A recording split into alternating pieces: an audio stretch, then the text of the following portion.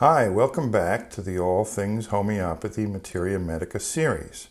I'm Dr. Larry Malerba, and today I'll be talking about the homeopathic remedy phosphorus, which is the same phosphorus found on the periodic table, designated with atomic number 15. Next to calcium, phosphorus is the second most abundant mineral in the human body. 85% of the body's phosphorus is found in the bones. Phosphorus is a commonly indicated constitutional remedy, and it's also frequently prescribed for a wide variety of acute ailments. All right, we've got a lot of territory to cover, so let's get started. Okay, so the first most obvious thing about phosphorus types is their outgoing, friendly demeanor. Phosphorus is highly social. She's a social butterfly. She loves people, and people usually love her. Phosphorus has a bright smile and a bubbly personality. She's extroverted and expressive. She's attractive to others because of her open and inviting way. She wears her emotions on her sleeve. What you see is what you get. There are no pretensions.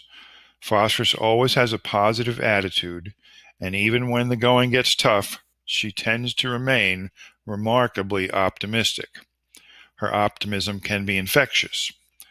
Phosphorus types are very easy to talk to, which usually makes for a pleasant and stress-free interview.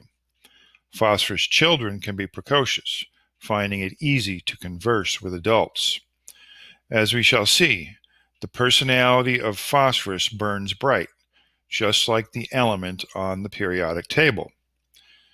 Now, phosphorus loves people, but she also needs people. She thrives on the energy of others in order to keep herself going. Phosphorus is the opposite of Nat Muir, who needs to be alone in order to recharge his batteries. Phosphorus becomes energized in the presence of other people. She desires company and she needs company.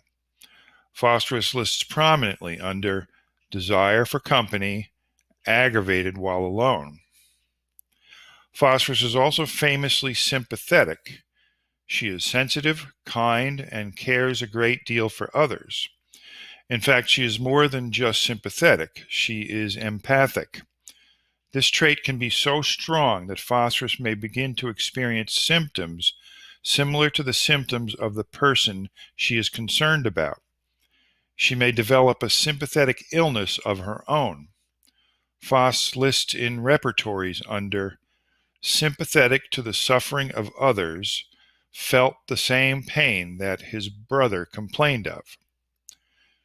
Now, it's also true that phosphorus herself desires and needs sympathy too.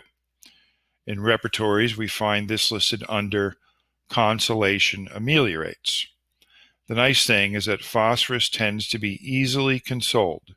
She responds quite favorably to a sympathetic ear, and a reassuring word goes a long way toward making her feel better. Another defining feature of phosphorus is that she's very open. She willingly shares what she thinks and how she feels. She's an open book. She's also open and receptive to other people and to their feelings, thoughts, and vibrations. She's very trusting. In fact, she can be too trusting to the point of being naive and gullible. She tends to accept whatever is said at face value, and she may believe what she's told without ever questioning it. In this sense, she can be easily suggestible. In repertories, Phos lists strongly under impressionable. Some phosphorus types are so open that they can be psychic, picking up on all kinds of telepathic information and prone to premonitions.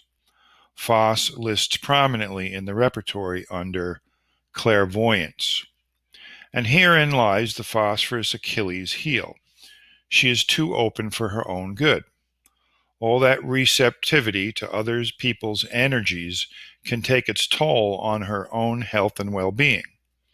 It's a wonderful trait to have, and other people love her openness, but it's not necessarily good for her. Phosphorus lacks the innate natural boundaries that most people have to outside influences. she is oversensitive and susceptible to external impressions, and this leaves her at the mercy of these influences. Now, by lack of boundaries, I don't mean that Phosphorus steps over other people's boundaries. She lacks her own boundaries, boundaries that should protect her from the outside world. She's often more focused on others than on herself. It's as if there is no clear dividing line between herself and others. Since she's not centered within herself and is so vulnerable to the outside influence of others, she tends to be easily led or misled.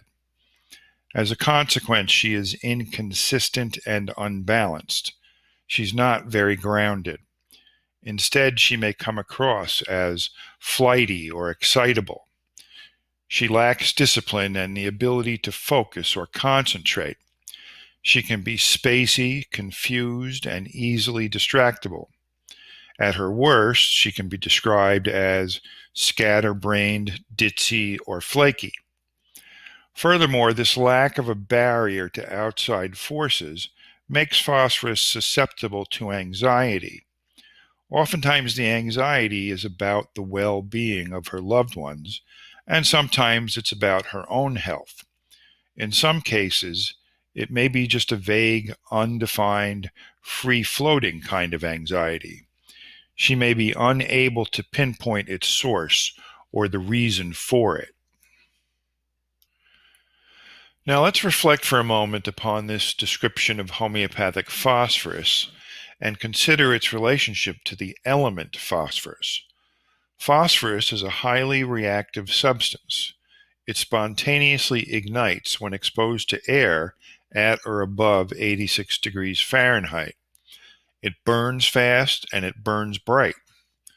When exposed to light, a phosphorescent substance absorbs the energy of that light and then re-emits it by generating its own light. It glows. Phosphorescent things glow in the dark.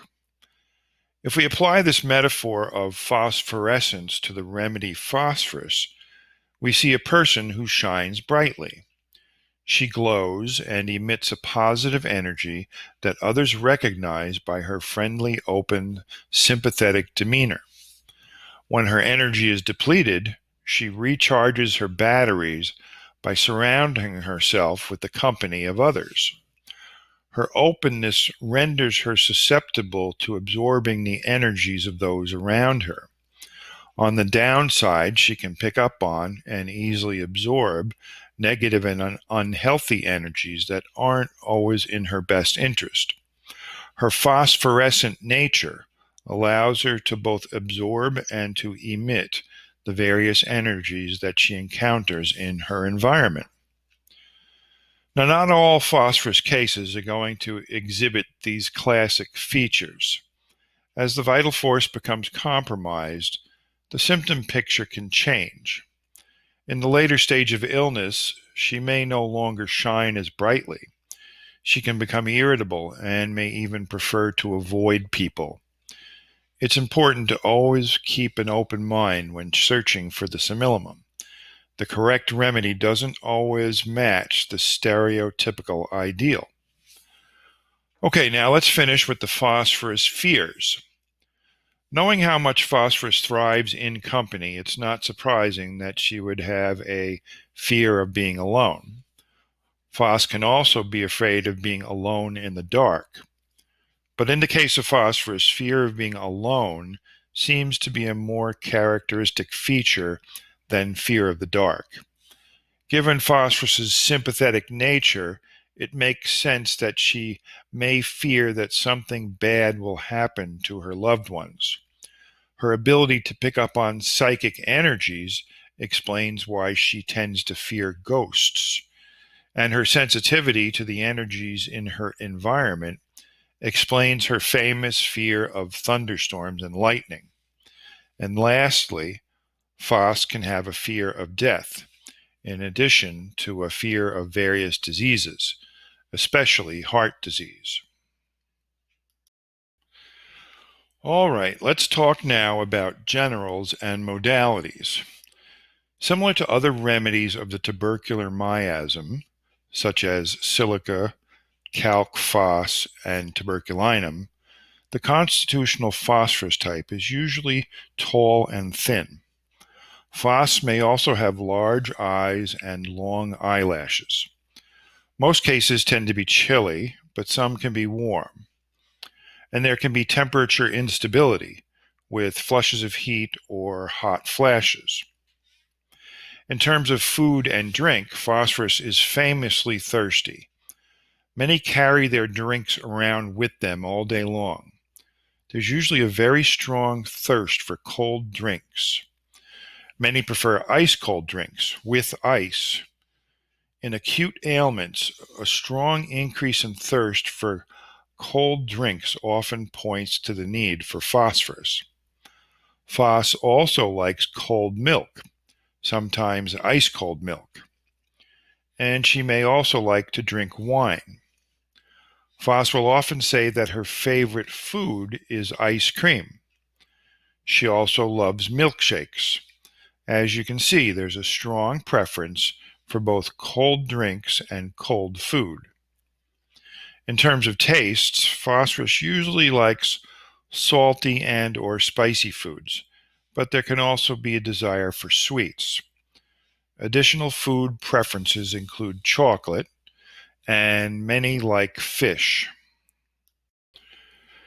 In terms of modalities, it should come as no surprise that phosphorus tends to be worse when alone and better when in the company of others. Phos is better from sympathy and consolation.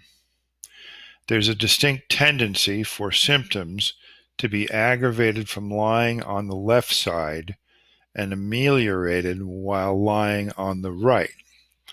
This applies, for example, to coughs and heart palpitations. Phos also tends to sleep on the right side. Another phosphorus sleep symptom is somnambulism or sleepwalking. Phos symptoms are often better from cold drinks, and they may be worse from fasting and better after eating. Phos is usually better after sleep. Even a short nap can ameliorate. As previously noted, phosphorus is very sensitive to all kinds of atmospheric influences. This can apply to both emotional and physical atmospheres. Phos, therefore, can be aggravated by changes of weather or changes in barometric pressure. She can be worse from cold, windy, stormy weather, and she is notoriously affected by thunderstorms and lightning. Now, there's an additional modality that's a bit of a mystery. Many of the homeopathic books note that phosphorus, quote, desires to be magnetized, but there's a good bit of confusion about what this really means. Some say that it means that the affected part feels better from being rubbed or massaged. Others say that it means phos is better from exposure to magnets. Given the fact that phos can be aggravated by lightning, electricity, and other forms of electromagnetic radiation, I'm not so sure that this explanation makes sense.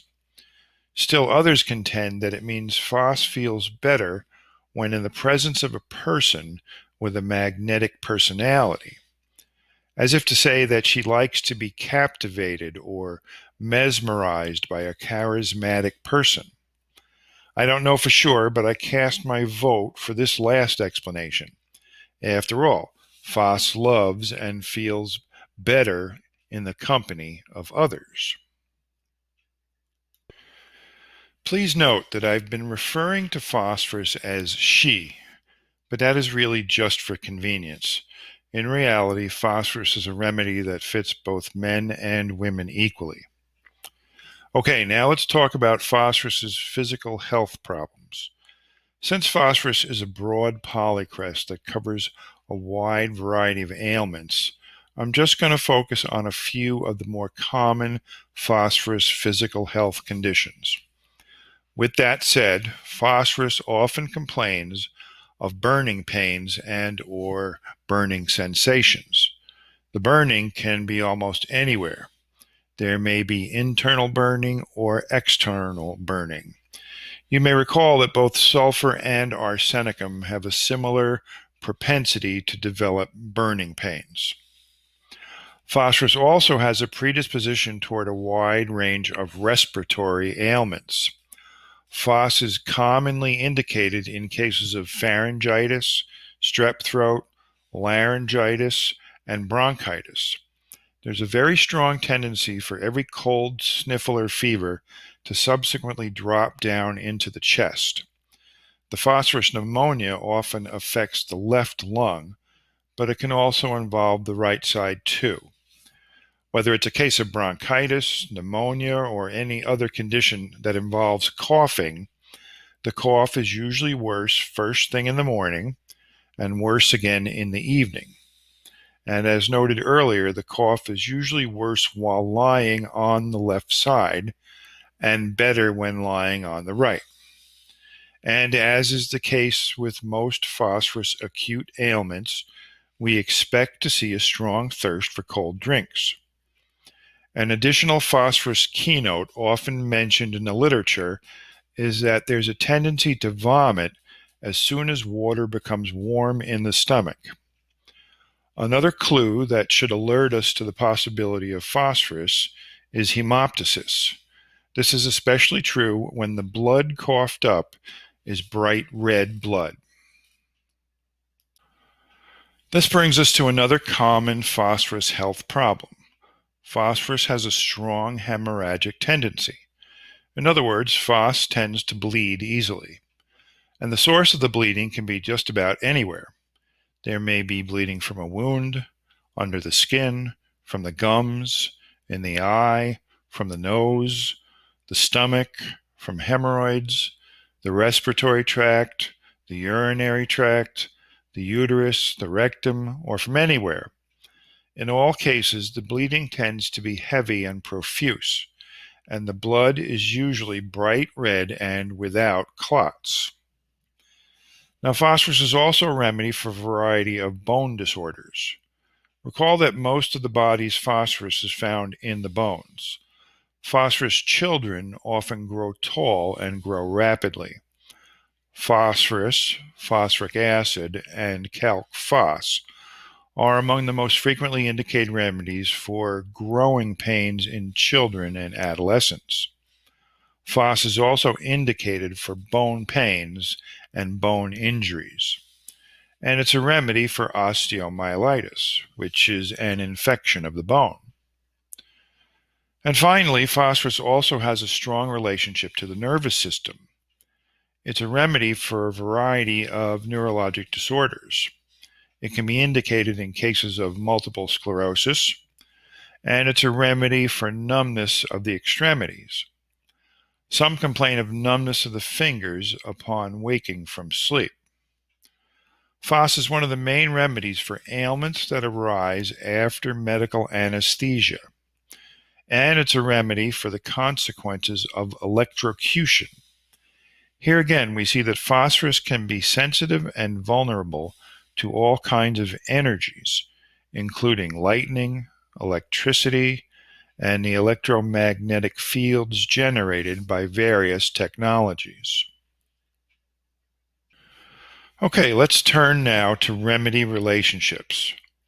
As for complementary remedies, there appears to be little consensus on the topic in the homeopathic literature. It depends on the resource you consult. Some typical complementary remedies listed include sepia, lycopodium, arsenicum, and tuberculinum. Remedies to compare to phosphorus include carcinosin, which is easy to mistake for phosphorus, especially temperamentally. Carcinosin is similarly sympathetic and tends to lack adequate boundaries. Argentum nitricum can be easily mistaken for phosphorus because it too is friendly and open. The difference, though, is that arginate has no mental filter whatsoever. They have a quirky manner and tend to impulsively blurt out whatever comes to mind.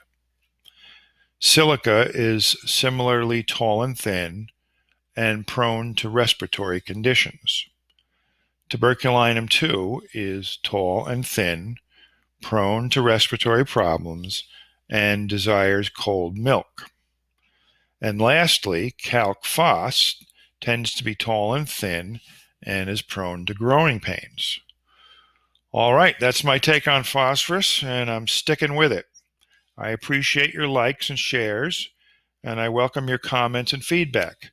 Please subscribe and be sure to tune in next time to the next episode of All Things Homeopathy. May the vital force be with you.